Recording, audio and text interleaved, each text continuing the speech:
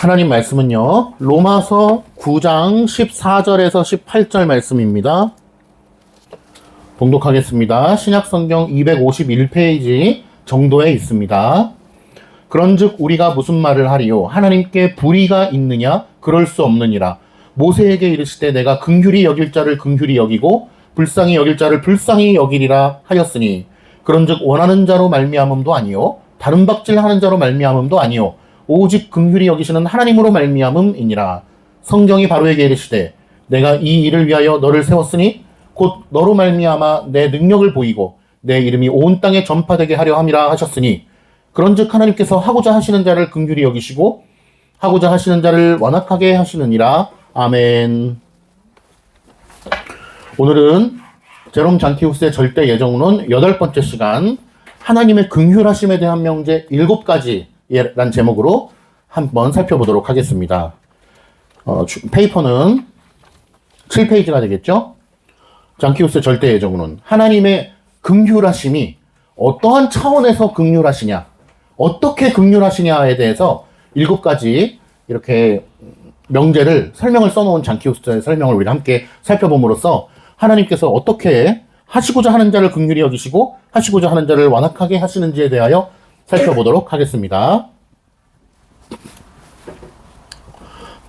네. 첫 번째, 하나님께서는 무한히 은혜롭고 긍휼히 여기시는 분이시다. 하나님의 존재 자체가 무한하시고 영원하시고 무궁하시고 변함이 없으신 분이시라는 것을 우리는 이미 잘 알고 있습니다. 그렇기 때문에 하나님이 가지고 있는 속성, 하나님은 어떠한 분이시냐라는 것을 논할 때도 우리는 하나님의 속성 또한 하나님의 존재와 마찬가지로 무한히, 영원히, 그리고 변함없이 지속된다는 사실을 알고 계실 것입니다. 그래서 하나님의 긍휼을 이야기하는 데 있어서도 그분의 긍휼은 무한히 은혜롭다라고 하는 것입니다. 하나님의 긍휼이 무한하게 은혜롭다라고 한다고 해서 그것이 누구에게나 예외 없이 제공된다라고 되는 말은 아닙니다. 하나님께서는 하시고자 하는 자를 완악하게 하시고 하시고자 하는 자를 긍휼히 하시는 분이시기 때문에 그렇습니다. 그러므로 하나님께서는 자신의 소유로 택하신 자들에게 향하여 가지신 긍휼을 무한히 펼치시는 분이라는 것을 깨달아야 됩니다. 이 긍휼은 시작점도 없는 만큼이나 그 기한에서도 무한하시고 일정한 기간을 갖지도 않고 중단되지도 않는다는 사실을 알아야 될 것입니다. 하나님께서는 당신께서 택하신 백성을 향하여 무한히 긍휼을 베풀어 주시는데 내가 언제까지만 긍휼히 베풀어 줄 거야, 내가 어디까지만 하나 보겠어 라고 하는 것이 아니고 끝까지 자신의 소유된 백성을 긍휼히 책임지신다. 그러므로 이따가 마지막에도 말씀드리겠지만 하나님의 긍휼 자체가 사실은 구속사역의 일환이고 하나님의 구속사역 자체가 사실은 긍휼하심의 본질적인 사역의 내용이다라고 볼 수 있을 것입니다. 두 번째는요, 감정이 아니라 하나님의 뜻이다. 하나님의 긍휼은 감정이 아니라는 거예요. 우리 인간들도 긍휼한 마음을 갖습니다. 그래서 아이고 저 사람은 좀 불쌍하다, 도와줘야 되겠다, 이런 마음을 가질 때가 있습니다. 그런 마음을 긍휼의 마음이라고 하죠. 그러나 인간의 마음은 저 사람 좀 불쌍하다, 저 사람을 좀 도와주면 좋겠다 라고 하는 마음은 인간의 감정에서 비롯된다는 것입니다. 그러나 하나님의 긍휼은 인간의 그 긍휼과는 완전히 근본 자체가 다른 것입니다. 하나님의 긍휼이라고 하는 것은 하나님의 어떠한 감정에 휩싸여서 저 사람을 도와줘야 될 것 같아, 슬퍼라고 하는 감정이 아니라 하나님은 태초부터 그러한 일을 하시기로 작정하신 것 안에서 그분의 긍휼이 나온다는 것입니다. 그러므로 그분의 긍휼은 감정이 아니고 죄에 빠진 인류를 구원하시려는 하나님의 영원하시고 자유로우신 계획, 작정, 하나님의 계획이 곧 긍휼이다라고 볼 수 있는 거예요. 하나님의 계획 안에 긍휼하심이 있는 거죠. 그리고 하나님이 긍휼하시기 때문에 그분의 택하신 자들로 하여금 은혜를 베푸시고자 구원하시는 것입니다.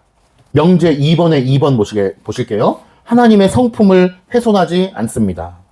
하나님의 긍휼은 하나님의 공의, 진리, 거룩함과 모순되지 않는다. 하나님은 공의로우신 분이잖아요. 그래서 죄를 눈뜨고 보실 수가 없는 분이란 말이에요. 그러나 동시에 또 긍휼하신 분이세요.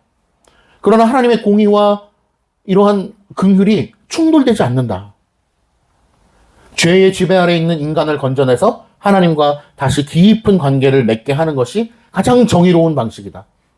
하나님의 소유된 백성들도 원래는 누구의 자식입니까? 사탄의 자식이죠. 이 땅 가운데 죄 가운데 허우적거리죠. 그러나 하나님의 긍휼은 그것을 넘어서기 때문에 우리를 붙잡아 주시고 건져내어 주신다는 것입니다. 세 번째로는 하나님의 긍휼은 인간에게 영원한 유익을 가져다 줍니다.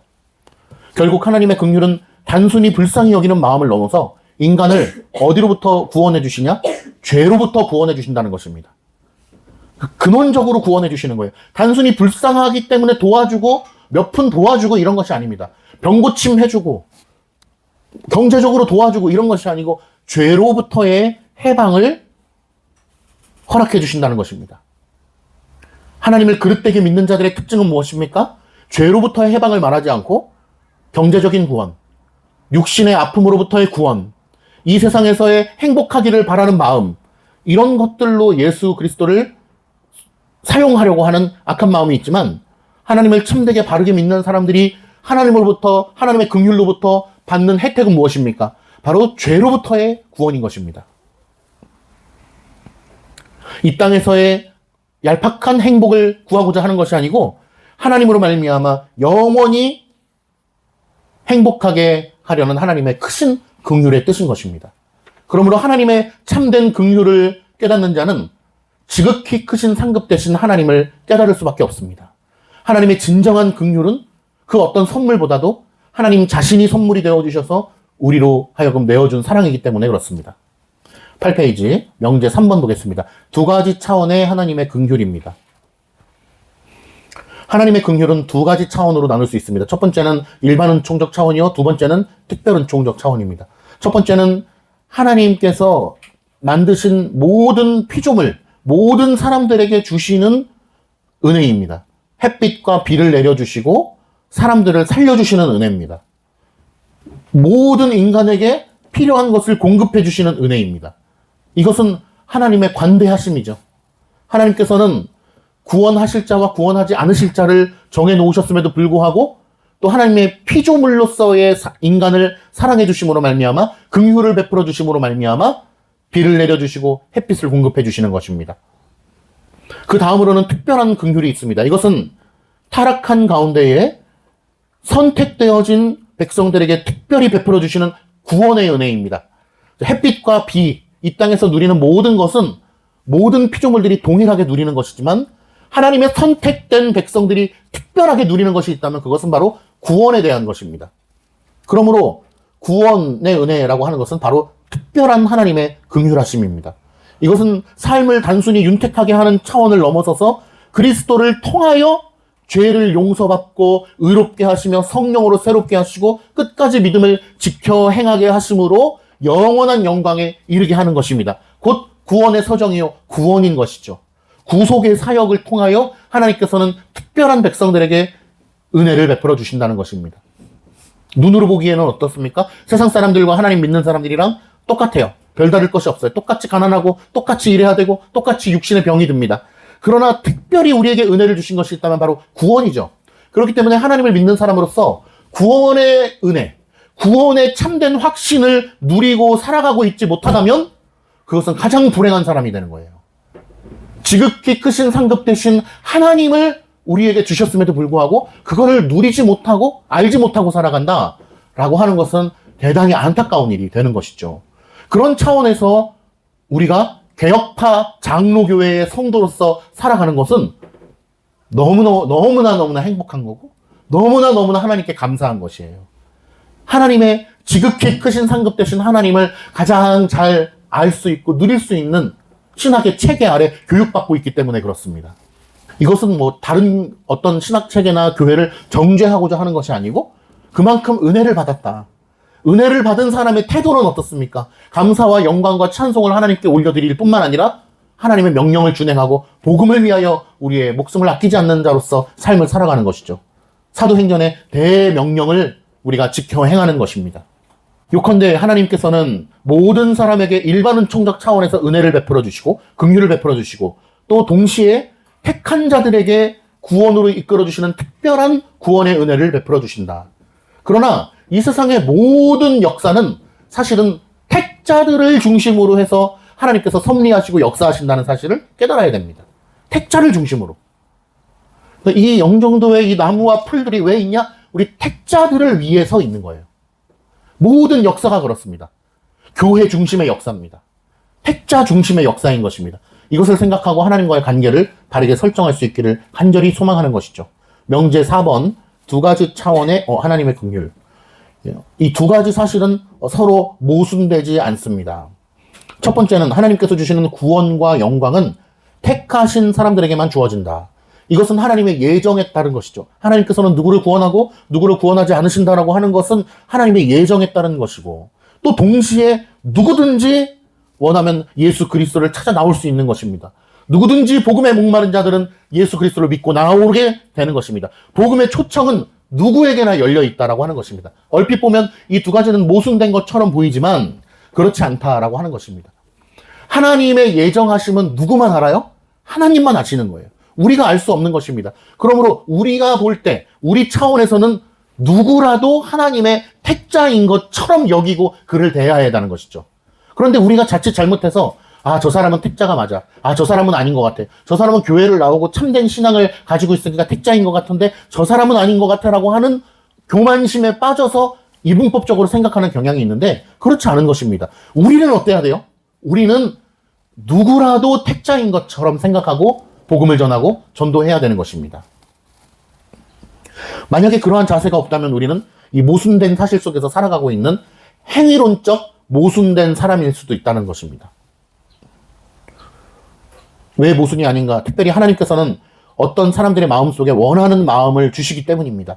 하나님께서는 그들의 마음 가운데에 은혜로이 선물로 갈망과 진리를 원하는 마음을 불어넣어 주시는 것입니다.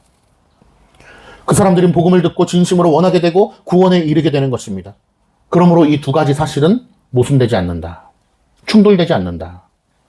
자, 9페이지 한번 보시겠게요. 명제 5번째입니다. 불경건한 사람들은 알 수가 없다. 경건하지 않은 사람들, 하나님의 은혜가 없는 사람들, 믿지 않는 사람들은 하나님의 이 특별한 긍휼이 무엇인지 알 수도 없고 스스로의 힘으로 그것을 믿고 받아들이는 것도 불가능합니다. 이것을 아무리 설명해 준다고 할지라도 이것을 받아들일 수가 없는 것입니다. 믿을 수도 없고 받아들일 수도 없고 이해할 수도 없는 것이죠. 또한 하나님의 눈은 하나님께서는 어떤 사람들의 눈과 귀를 열어주셔서 구원을 깨닫게 하시지만 모든 사람에게 그것을 열어주시지는 않는다는 것입니다. 이 특별한 하나님의 긍휼은 모든 사람들을 위해서 준비된 것이 아니라 택하신 사람들에게만 적용되고 주어진다는 사실입니다.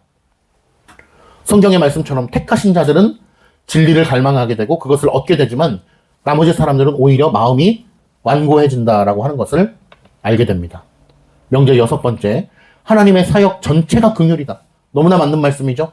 하나님의 긍휼이라고 하는 말은 단순히 동정이나 감정이 아니라 구원과 연관된 모든 하나님의 사역 전체를 포함하는 말로 사용되기도 합니다. 그래서 저는 개인적으로 하나님 긍휼을 베풀어 주시옵소서, 긍휼히 여겨 주시옵소서라는 기도를 너무나 좋아하고 그거밖에 할 말이 없습니다.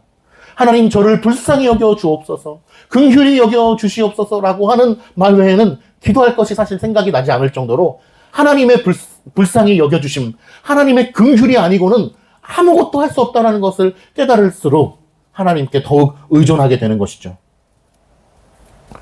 그러므로 하나님의 구원의 전 과정이 사실은 하나님의 긍휼이라고 하는 속성 아래에 들어있는 것입니다. 우리를 긍휼히 여겨주시지 않으면 아무것도 할 수가 없는 거예요. 사람이 구원받는 이유는 사람의 성품이나 노력, 어떤 장점이 아니라 하나님의 은혜 때문이라는 것을 깨닫는 것입니다. 하나님께서 어떤 사람을 택하시는 데에는 그 사람 안에 좋은 점이 있어서가 아니에요.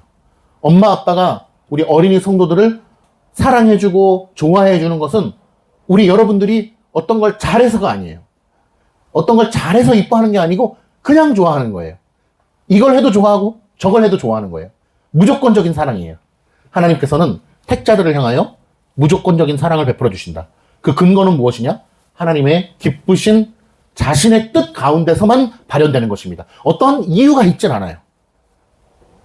네가 이뻐서, 네가 잘할 것 같아서 라고 생각할 수 없는 것입니다. 로마서 9장에서는 그것을 분명하게 우리에게 말씀하고 있습니다. 하나님이 긍휼히 여기실 자를 긍휼히 여기신다. 그것은 하나님의 주권적인 은혜입니다. 구원의 시작부터 끝까지 모든 것은 인간이 아니라 하나님께서만 하신다. 그래서 우리는 늘 하나님만 남는 신앙을 추구해야 돼요. 따라해 볼게요. 하나님만 남는 신앙. 하나님만 남는 신앙. 따라해 보세요. 시작. 하나님만 남는 신앙. 하나님께서만 홀로 영광 받으시는 거예요. 그 자리에 인간의 자리는 없어요. 그래도 내가 이렇게 좀 했는데 하나님, 이런 건 없는 것입니다. 마지막으로 7번째 10페이지. 모든 것이 하나님의 긍휼에서 나왔다. 하나님께서 우리에게 주시는 모든 은혜와 복, 그리고 우리 안에 있는 모든 선한 것들은 우리의 노력이나 자격 때문이 아니라 처음부터 끝까지 하나님의 뜻과 기뻐하심, 그리고 긍휼에서 나온 것입니다. 우리가 받는 구원, 우리가 선한 마음이 생기는 것들, 선택, 예정, 우리가 구원의 서정을 쭉 경험하면서 결국 저 천국에 이르기까지 그 모든 것은 하나님의 긍휼하심에서 나오는 거예요. 말씀을 맺겠습니다. 하나님께서는 어떤 사람은 긍휼히 여기시고 어떤 사람은 그렇게 하지 않으신다라고 하는 것은 하나님의 주권적인 뜻에 따른 것입니다. 이러한 것들을 생각할 때 우리는 하나님께 감사와 영광과 찬송을 올려드릴 수밖에 없습니다. 요약하건대 우리의 구원과 모든 선한 것은 전적으로 하나님의 은혜에서 나오므로 하나님께만 영광을 올려드려야 됩니다. 기도하겠습니다.